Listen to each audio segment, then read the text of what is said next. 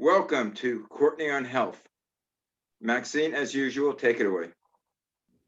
Well, here we go. Hi, Courtney, and hi, Malcolm, and hi to our special guest, Jared, and welcome to Courtney on Health, which is a Zoomcast series to help guide you through COVID-19, which we're still in and getting closer to be out.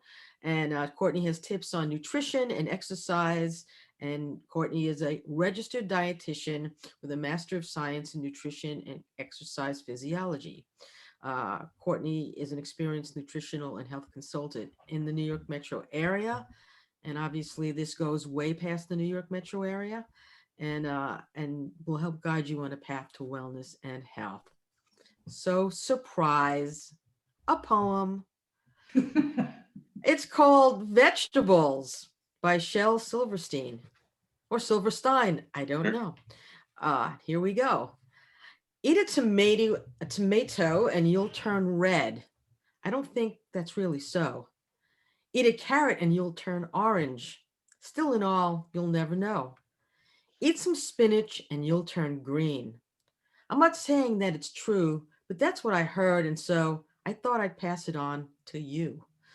So thank you, Shell, for a vegetable surprise.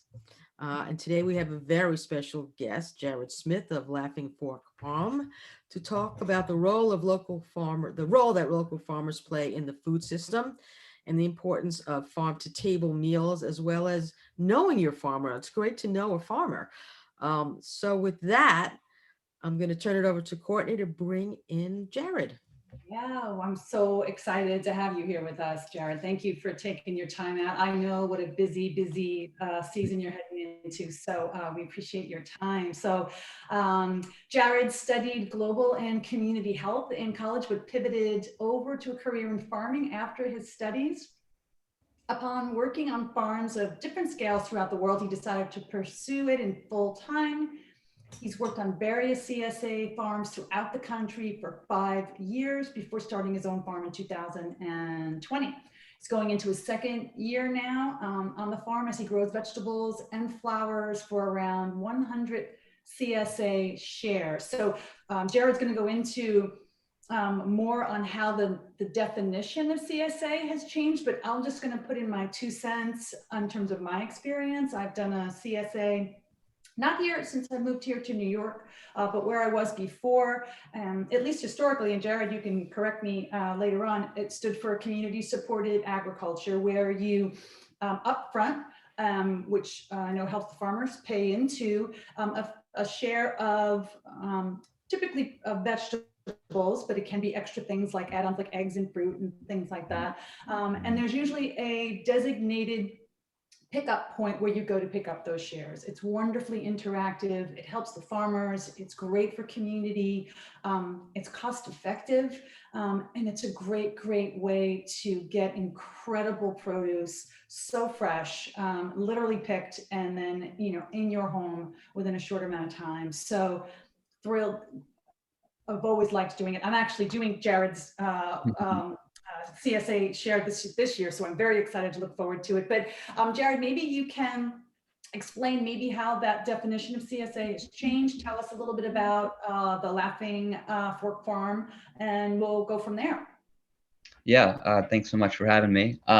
So I think the original idea of CSA was a group of people that wanted to know where their food came from, wanted it to be one spot, and wanted an idea of community around food. So the best way to do that is to find a farmer that wants to grow food for the community. So I think in essence that's where it came from. It's evolved a lot over the years to be more like what you were talking about, as a good investment, good bang for your buck, as they say. But at the core of it, you're still maintaining that farmer to consumer relationship.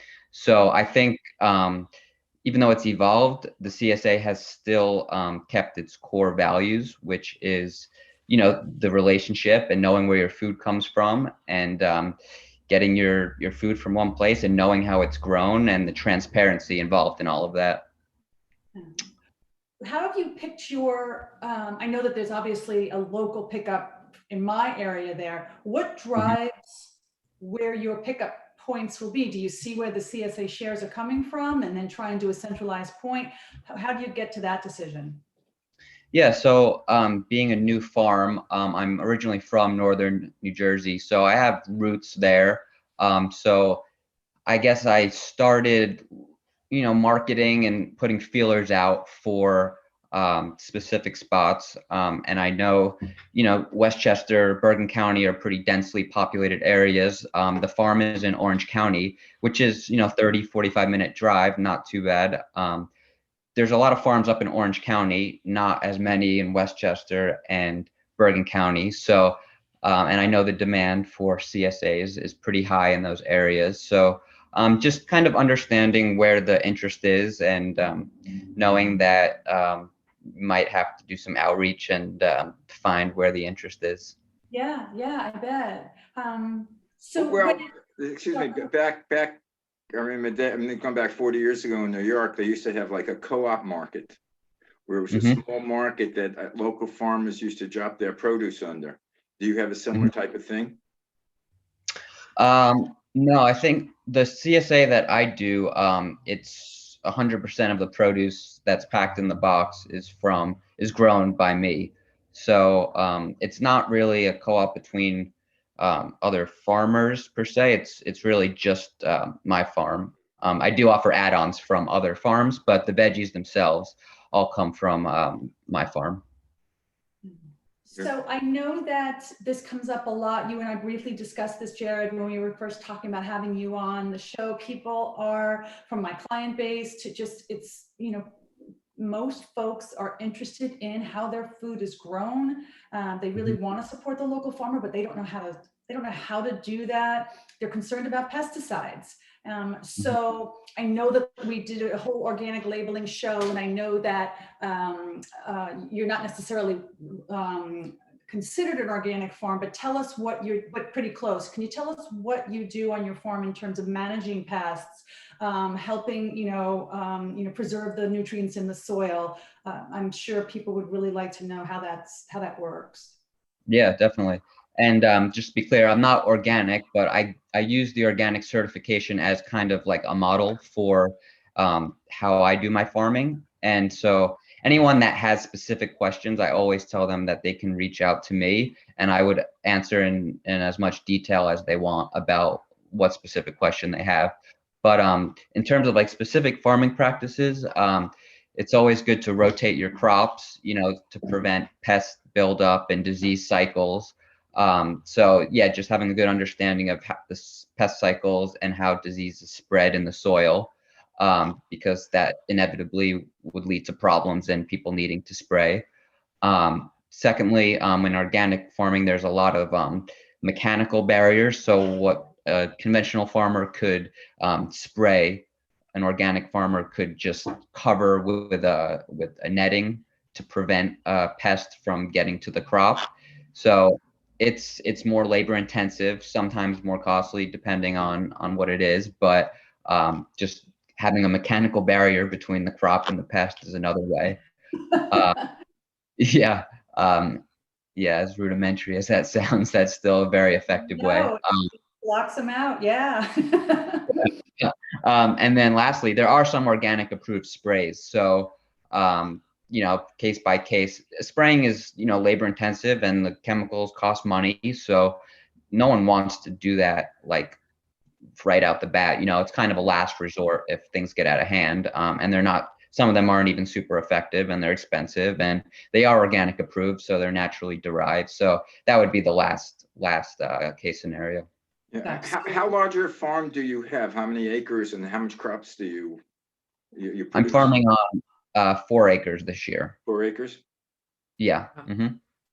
So do you have any goats on your farm, or No do you do anything for cover crops, or in terms of the soil? I mean, how are you keeping the soil the highest quality you can keep it? You just talked about pesticides. What else do you do, to maintain soil that's healthy? Yeah, so cover cropping is a big one. On my specific farm, it's in the Black Dirt region of New York. So for your listeners that are unfamiliar with that region, It's basically muck soil, so it's super high in nutrients. Usually needs no amendments because it's just so high in organic matter and fertility. Cover cropping is still very important. The main reason for cover cropping on the black dirt, I would say, is for erosion control. So it's important, you know, it can, when it dries out, it could blow away when we get a big wind gust. So always having a cover crop on when you're not growing your cash crop is important, just to be able to hold the soil in place, especially over winter and in the spring. So that is the main reason for cover cropping here. But of course, cover cropping has lots of advantages depending on what you want out of it. Right. There's not many that excellent black dirt that you talked of. It's like black gold, they call it in this Yeah. country. And this is like the New Jersey and parts of New York have this. So it's pretty cool. Yeah. It's special. And I seem to recall, look, when I was on your website, Jared, was there an acquisition of a very antique plow that is a hand push? Did I have that right? That you're actually Oh, the newsletter. Yeah, yeah. So I'm getting a few more tools and equipment every year, and so this season was like a well, we don't know for sure, but around the 1920s antique tractor. It is functional. It's up and running. And that's a cultivation strategy and technique. So conventional farmers would spray. They used to farm like that back in the day, and then when the chemical boom came around, there was little need for that. But now with the renaissance of organic farming, those tools are becoming useful again. So yes, you saw that correctly. Yeah. Good for you for finding that. You know, I'm sure that for those is, you know, if they're even still in existence, is probably pretty tough. Now, what type of crop do you grow generally, or what type of produce? It's pretty diversified. So we're at over 40 crops, lots of varieties, just to try to keep it interesting for everyone throughout the season. Since it's all coming from the farm, you know, trying to get at least a new vegetable in a box, like from week to week. So we're up over 40. Yeah, what type of vegetables? Can you name a few, or? Yeah, sure. In the spring, it's a lot of greens, beets, carrots, lettuces, arugula, you know, your Asian greens. You got bok choy, soy, and then summer, tomatoes, zucchini, squash, cucumbers, eggplants, peppers, watermelons, Oh, I and then love that. fall. Yeah. And the fall, yeah, radishes, turnips, root crops like parsnips and more carrots and beets and winter squash and Good. potatoes. Cauliflower is a cold crop too, right? That would probably come Yeah. back in the fall again. In the fall, yeah. On a practical level, how does your prices compare to, let's say I would go to the supermarket? Are you that much more expensive, about the same price? I know the produce is better, you know, it's grown better, I would think. But as far as on a practical matter, someone that has to feed a family, how are your prices in comparison? Yeah, I think depending on the type of supermarket, it's not going to be as cheap as if you go to like the cheapest of the cheap. Definitely not. But it definitely does compare with higher end supermarkets, and you're getting a lot of produce. So I would tell people, like, they might not buy that much produce on their own in the supermarket. So if they did, it would come out to be more expensive. But as a result, it's already paid for, and then they're getting that big box of produce, which they probably wouldn't have bought in the store, if that makes sense at all. But it is comparable at the end of the day to probably a high-end supermarket, I would say. Yeah, I mean, I'm the one that I did historically. I remember that amount, and I think this, you know, comes out probably somewhere around $25 to $28, you know, per week, which I think for most people, for a family, certainly might be right in the window of what they might be spending, you know, on their produce. I will say that sometimes, and you know, I had to supplement, and people might need to do that, which. One of the beautiful things that I thought about, at least for me, was that it really taught me how to work with what I have. So I got a box of you, and I know you send out an email to alert members what's coming, right? So they have a little bit of a heads up. So it's not a total surprise. But it really teaches you how to use what's in your fridge, how to get a little bit of creative. So, and I know that towards the end, if I ended up with a little bit of a surplus, because I certainly didn't want to waste, I did, blended it into smoothies. I made tons of soups and stews, or I parboiled what I could and froze so it really was a great education and a great way to, utilize what's in season, and try different recipes. So I know you mentioned about how CSAs can really help with cutting down on food waste, which I know is a tremendous issue all over the world, but particularly in the United States. Could maybe you speak to about how they help reduce food waste?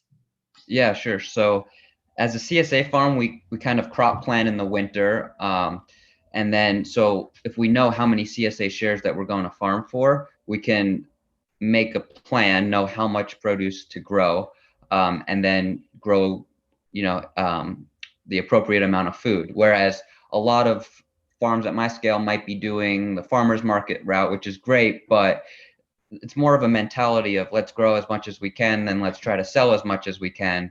But it doesn't always end up like that. There could be, bad weather in markets, or something went wrong, or it's not as busy as they were hoping. So with the CSA, we always know how much we need to grow.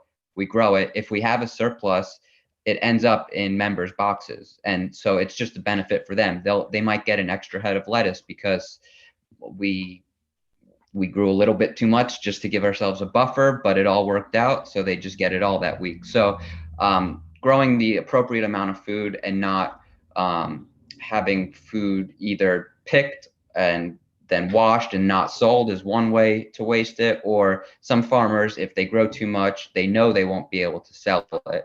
And so they won't even pick it. So they go through the whole process of growing the food without anyone ever eating it. So that can be wasteful as well. So having the market in place of your CSA before you grow the food is super important. Yeah, well, I have a question that you mentioned about wasting food. Why wouldn't, if you overgrow, why wouldn't you take that food instead of letting it rot or waste? Why wouldn't you Yeah. take it and donate it to some sort of charity that feeds the homeless? Yeah, I'm sure people definitely do that. I know at the end of farmers markets, there's a lot of organizations that come around, and farmers will donate the extras that they don't sell. But at the end of the day, if farmers busy and it takes time and money to harvest and wash things, and if they know that they're not going to be able to sell it, then their time might be spent better elsewhere, doing other work rather than just harvesting food that they can't get any money for. So so the surplus either goes into members' boxes for that particular week, or extras. I remember, extras. Or do you ever sell it, like distribute it in a, like, I don't know, wholesale, like grocery stores or anything? Or is it purely just member based? Like that's where the extras going? Yeah. So part of what I think makes this farm unique is that it's specifically a CSA farm. So it's grown with the intention of all of the produce going to the CSA. And I think that's important because, I've heard complaints in the past of people that have done CSAs with farms, and sometimes they feel like they can get gypped a little bit. Maybe they think they're sending their nicest stuff to market because, it's almost pre-sold basically, like they already have the money. So they can give extras or things that don't look as nice. But with a farm that is primarily CSA, it's like 95%. We always have the CSA member in mind when we're planning and planting and packing. But if there's too much in the end, inevitably, like, at the height of the tomato season, we will find an outlet for some extras. I've partnered with a few food, like small business food manufacturers last year, which works out nice. Mm-hmm. Jared, I have a question. Sorry. Because I showed this to you. I showed this to you earlier, and I'm just curious in terms of farmers getting financial help and aid. And this is, you said you worked with the American Farmland Trust. I mean, it takes money to keep a farm going, not just relying on your CSA and the clients who, buy the great veggies and flowers. So can you just give a little background on that? Yeah. You want me to talk about what it? I'm You sorry. said you had worked with the American Farmland Trust, Oh yeah. and you Mhm. got some sort of you work with them to get money for the farm. Yeah. So how does that work? I mean, small farmers, it's not big ag. They need to Right. find places that can help them. So Yeah. can you just give us a little bit about that? Yeah, so American Farmland Trust was one organization last year when the pandemic hit. It affected a lot of farmers, with markets just disappearing overnight. So they had like a COVID emergency grant funding program where they gave, I think, over 500 small farmers some sort of money to just help alleviate with that.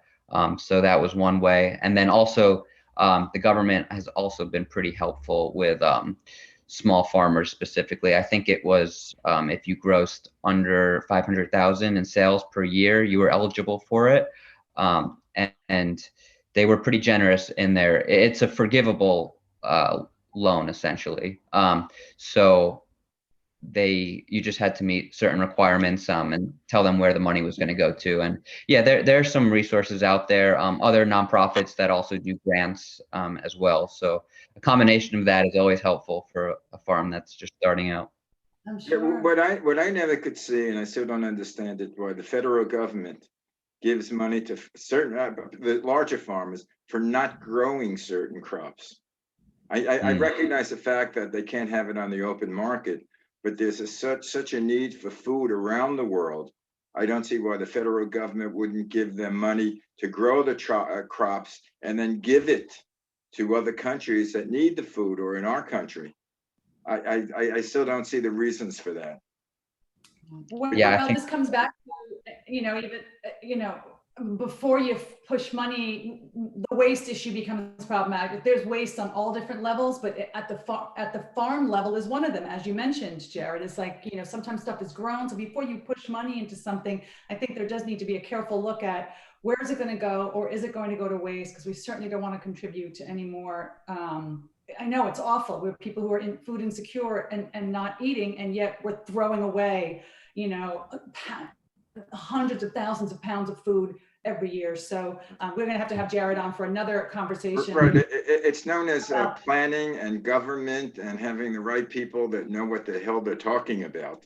The problem is we have people, and getting back to Max's politics, we have people that have certain positions that got that positions because they gave the candidates a lot of money.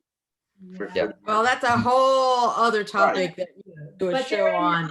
So let's get Jared on. I know that Courtney wanted to talk from her perspective as a dietitian. Just so in the, I'm always trying to get people, particularly those individuals who I know are consuming. First of all, most Americans, 98% of Americans don't eat enough fruits and vegetables, which is an abysmal number.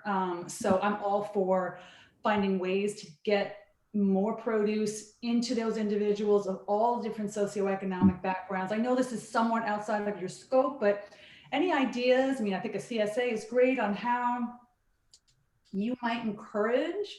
Thoughts on encouraging intake on the off season? Do you maybe go into, I know in season's too difficult to go into schools, educate, to try and really at a grassroots level, no pun intended, push, or encourage more fruit and vegetable intake?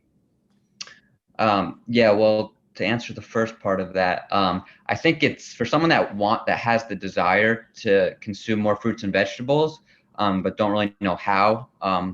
Joining a CSA is like the perfect thing, is because you've paid for them essentially, so you have no choice but to cook for them at the end of the day. I mean, you're going to end up with a box every week. So joining a CSA is a great way if you already know that you want to consume more. But for those that aren't as educated or don't realize, I think there's definitely some ways. It's definitely interesting. Coming from a global and community health background, it's definitely on the front of my mind a lot. It's definitely complicated. The CSA right now is a small farm. To support myself and then to try to grow as a farm. It's difficult to try to find markets who might not be able to pay as much at the moment. It's still very interesting. I know some CSAs do sliding scale, kind of pay what you can afford, which is one way to do it. Definitely outreach is important. And I suppose, yeah, outreach, I was planning on doing a few, and then COVID brought that to a halt. But yeah, getting in early into kids' lives and education is important, I think, and just being on the forefront of people's minds, their diet and what's important is I think the key. I always joke around and say I'd like to, Manhattan, they have those, the fruit carts, the fruit and vegetable carts, and some of the, so they even had them in, upper Manhattan. And then, so I always like in really rural areas, they need mobile carts like that, because obviously that's not going to be helpful when houses are miles and miles apart from one another, but finding a way to make it. So of course that's in my fantasy world, which doesn't exist, but I thought to myself, this might be, one way, and just getting the word out. And like you said, the outreach is so very, very key. I am thrilled to have you. I'm so glad we heard about your CSA here. We'll get the word out. How can we listeners find more about you and your farm and the CSA? Yeah, sure. So we're almost filled up. We might be able to squeeze a few spots in, but you can find more information on my website at laughingforkfarm.com. We have Facebook and Instagram as well. Not super active on Facebook, but we try to post daily on Instagram. So that's just at the handle Laughing Fork Farm. And they can reach out to me, laughingforkfarm@gmail.com, if they have any questions, and happy to discuss further if anyone's interested. Not letting you off the hook. 2 questions. All right. Your favorite veggie? I believe, let's go with garlic. Everything's better with garlic. Ooh, didn't expect that. That's a good one. And how did you come up with the name Laughing Fork Farm? Did you go to the comedy club and, something? I mean, there's Laughing Cow. But you were in the car laughing and said, and saw a fork? What? Just curious. Yeah, no, it's not an interesting story, so unfortunately, you might have to edit the answer out. Yeah, no, really, it just came to me, and starting a farm, I had so many things on my to-do list, and I felt like the name was taking up too much brain capacity. So I just wanted to get the name out of the way and focus on more important things. But so I went with Laughing Fork Farm. So Good. That's it. Just by the way, I'm part of the CSA as well. So, okay. I have a long way to go, like 50 feet. Oh yeah. Hi. You'll see the delivery then. Can't wait for that. So it's kind of literally in my right on my driveway practically. But That's anyway, well, I know in big cities it's not like the farms, but their streets. They'll dedicate a street for community gardens, and they'll break it up to various families. They have small plots, but they'll grow different vegetables in each plot. But it's basically for the self-consumption. But it's nice to see kids work. But what I can imagine on your farm is to have a class or some sort of thing where you invite people as guest workers, and maybe they could stay over. But a lot of people, especially people who have office jobs, like on vacation, would like to work the field and use a hand. I used to sell classical music, and we used to say how all these intellectual people who had high pressure jobs for vacation would like to get on their hands and knees and plant. That's funny you say that, because environmental lawyer was just with me for the weekend, and she helped me plant all the tomatoes out. All she wants to do is get in the field, so that's funny. Right, because we did it. That's what I sold. They don't have to use their mind. They can rest their mind, which is harder to rest. Their body they don't use for physical labor, but now they have something that they could stick their fingers into the ground and plant and see it grow and have that feeling of accomplishment.